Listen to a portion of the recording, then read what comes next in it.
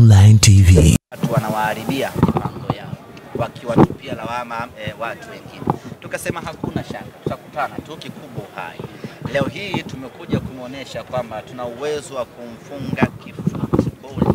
Tunaweza kutawala, tunaweza kufanyia ubaya ubwela mpaka mwenyewe akashangaa. Tumepata ushindi na rekodi ikae sawa sawa.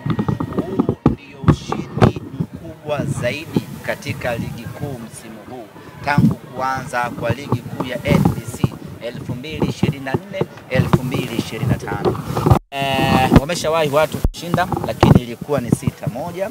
Hii ni 6-0. Maana yake ni kwamba Simba Sports Club tumeandikisha ushindi mnono zaidi, tumeandikisha ushindi mkubwa zaidi, na tumekuwa timu ya kwanza kupata ushindi mkubwa zaidi katika ligi kuu ya NBC msimu huu.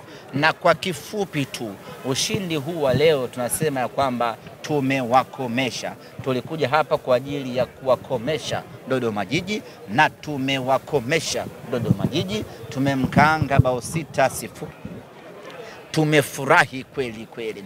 Na katika siku ambazo Simba tumekuwa bora, leo hii tumekuwa bora kweli kweli.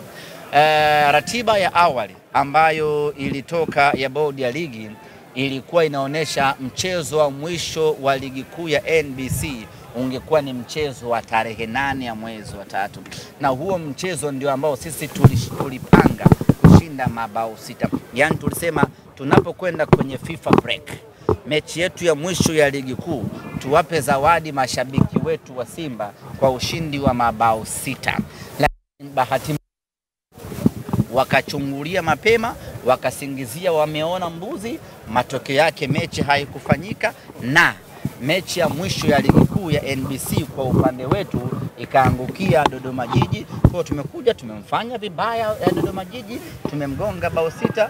Kwetu wana Simba ni furaha na sherehe kubwa kweli kweli. Tunakwenda kwenye FIFA break tukiwa na furaha ya hali ya juu. Ya leo ndio ile mechi ambayo wana Simba tulitamani isiishe, sababu kila baada ya mwamuzi wa mezani Herisasi kuonesha dakika 3, wana Simba wote waliopo uwanjani hapa wakaumia. Walitamani mechi iendelee kuchezwa kwa sababu kila dakika zilipokuwa zinakwenda wachezaji wa Simba walikuwa wanaonesha ubora wa hali ya juu. Kusema kweli leo tumeenjoy pakubwa sana na